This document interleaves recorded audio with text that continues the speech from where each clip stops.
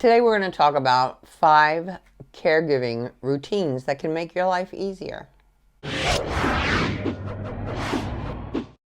Hi, it's me, Linda Burhans, the gal who cares for the caregivers with love, laughter, and lessons learned. Want to make your life a little easier? Well, here's a couple of routines that'll make a difference. The first one is, please stop the power struggles. Your relationship with your loved one is not about a power struggle.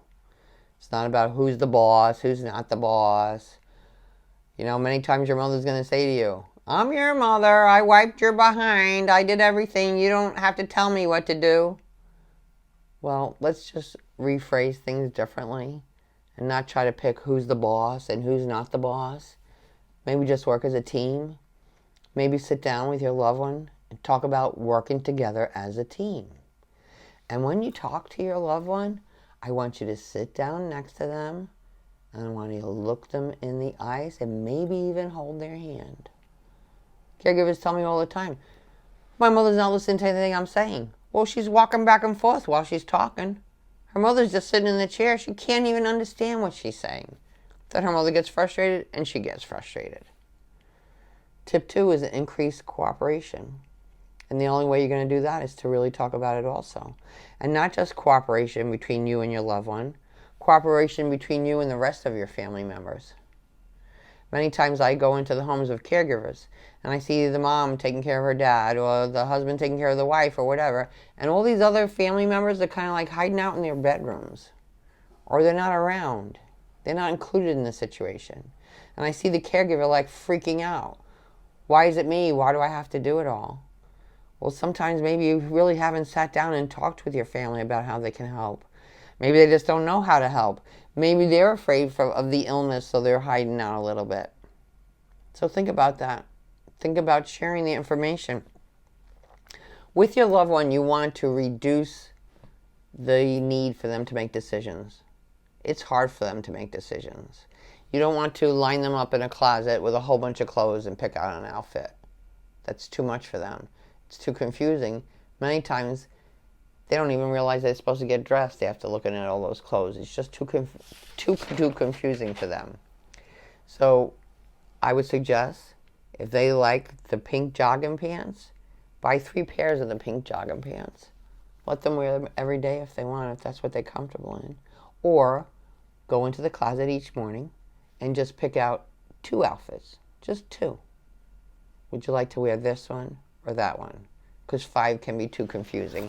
And the more that you confuse them, the more you confuse yourself. Tip number 4 is to improve your sleep. Yeah, easier said than done, but I think maybe this is the most important one of all. I recently had my brother come visit from New York. Was up a lot during the night, a lot of noise during the night. I did not sleep well any night. It was probably about 7 days later I found out I was waking up in the morning crying because I was so stressed from lack of sleep. You need to figure out a solution. Many people say, I don't want somebody coming into my house. You may need someone to come into your house and stay with your loved one at night so that you can get some sleep. Or that may be when you start recruiting your family members. So one of my caregivers has, God bless her, 6 grandchildren. And every night, 1 grandchild comes and sleeps over. Now, these aren't young grandchildren. They're like teens and older. And then when Dad wakes up in the night, there is somebody there for them, and she doesn't have to get out of bed. She says once she started doing that, it changed everything. Her frustration was less. Her patience was better. And actually enjoying time with her husband was better. And isn't that what we really want to do? Enjoy every moment of it that we can?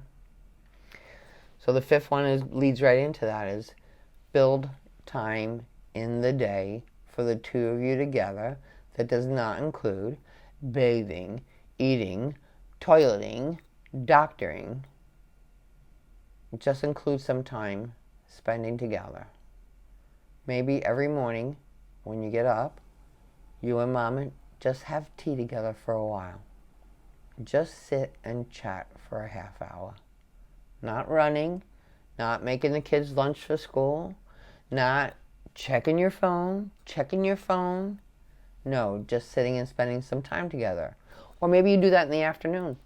You know, many times in the afternoon, a lot of seniors and people with Alzheimer's and dementia have problems with sundowners. That can be the hardest part of the day for them. Well, if you build a little routine into that time of the day, where you're going to listen to music together, or watch YouTube of I Love Lucy movies, or go through the photo albums, or color. I have one caregiver that they just make a collage every afternoon. They just cut out pictures of different things and makes collages. Her mother's not too good at cutting out, but she's really good at gluing. And she looks forward to that every afternoon. It just makes everything better, and it just makes your whole caregiving experience better. So tune in next week for another tip from your friends at Art and Quartz, where all they do is memory care. Subscribe to my YouTube channel, and have a delicious day.